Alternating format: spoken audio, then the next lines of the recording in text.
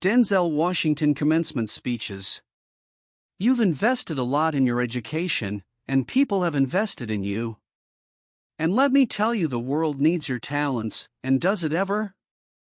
The world needs a lot, and we need it from you. We really do. We need it from you, young people. I mean, I'm not speaking for the rest of us up here, but I know I'm getting a little grayer. We need it from you, the young people, because remember this, you've got to get out there, and you got to give it everything you got. Whether it's your time, your talent, your prayers, or your treasures. Because remember this, you will never see a U-Haul behind a hearse.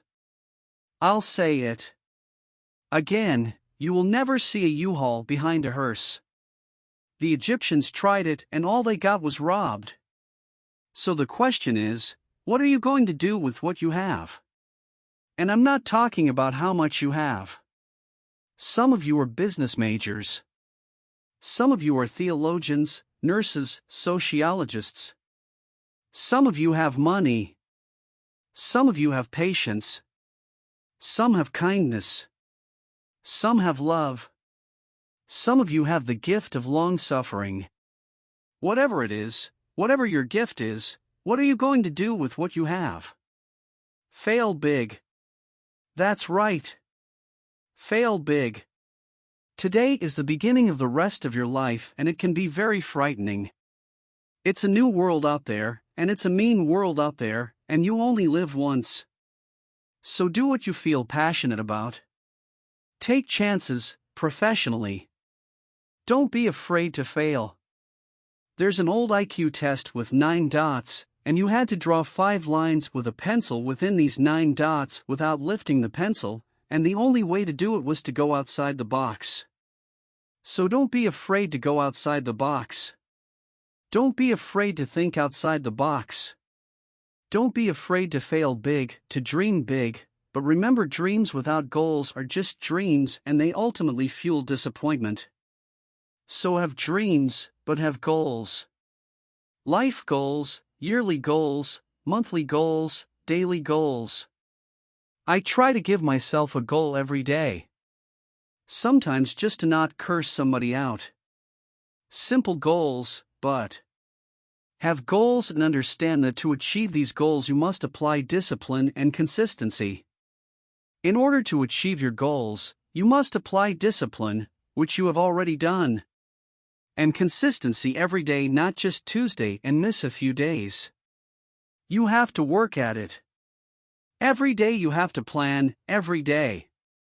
You've heard the saying that we don't plan to fail, we fail to plan. Hard work works. Working really hard is what successful people do. And in this text, tweet, twerk world that you've grown up in, remember, just because you're doing a lot more doesn't mean you're getting a lot more done. Remember that, just because you're doing a lot more doesn't mean you're getting a lot more done. Don't confuse movement with progress. My mom told me, you can run in place all the time and never get anywhere. Continue to strive, continue to have goals, continue to progress. I found that nothing in life is worthwhile unless you take risks. Nothing. Nelson Mandela said there is no passion to be found playing small and settling for a life that's less than the one you're capable of living. I'm sure in your experiences in school and applying to college and picking your major and deciding what you want to do with life that people have told you to make sure you have something to fall back on. Make sure you have something to fall back on, honey. But I've never understood that concept. If I'm going to fall, I don't want to fall back on anything except my faith. I want to fall forward. I figure at least this way I will see what I'm going to hit.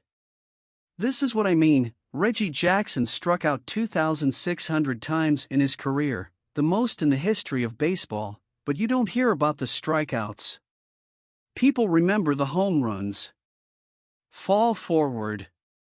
Thomas Edison conducted 1,000 failed experiments because the 1,001st was the light bulb. Fall forward. Every failed experiment is one step closer to success. You've got to take risks, and I'm sure you've probably heard that before, but I want to talk to you about why that's important. I've got 3 reasons, and then you can pick up your iPhones. First, you will fail at some point in your life. Accept it, you will lose. You will embarrass yourself. You will suck at something. There's no doubt about it. I know that's probably not a traditional message for a graduation ceremony, but hey, I'm telling you. Embrace it, because it's inevitable. And I should know, in the acting business, you fail all the time. Early in my career, I auditioned for a part in a Broadway musical. A perfect role for me, I thought, except for the fact that I can't sing. I didn't get the job. But here's the thing, I didn't quit. I didn't fall back. I walked out of there to prepare for the next audition, and the next audition, and the next one. I prayed and I prayed, but I continued to fail, and I failed, and I failed. But it didn't matter. Because you know what? You hang around a barbershop long enough, sooner or later you will get a haircut. You will catch a break. Last year I did a play called Fences on Broadway and I won a Tony Award. And I didn't have to sing for it, by the way. And here's the kicker, it was at the Court Theater, the same theater where I failed that first audition 30 years prior. The point is, every graduate here today has the training and the talent to succeed, but do you have the guts to fail? Here's my second point about failure, if you don't fail, you're not even trying.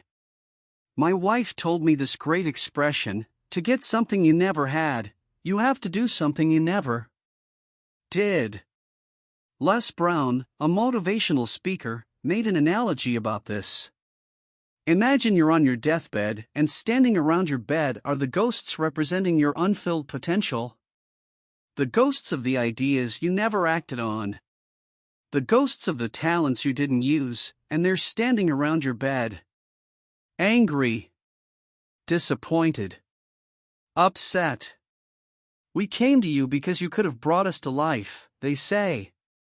And now we go to the grave together. So I ask you today, how many ghosts are going to be around your bed when your time comes? Not only take risks, but to be open to life, to accept new views and to be open to new opinions, to be willing to speak at commencement at one of the country's best universities, even though you're scared stiff.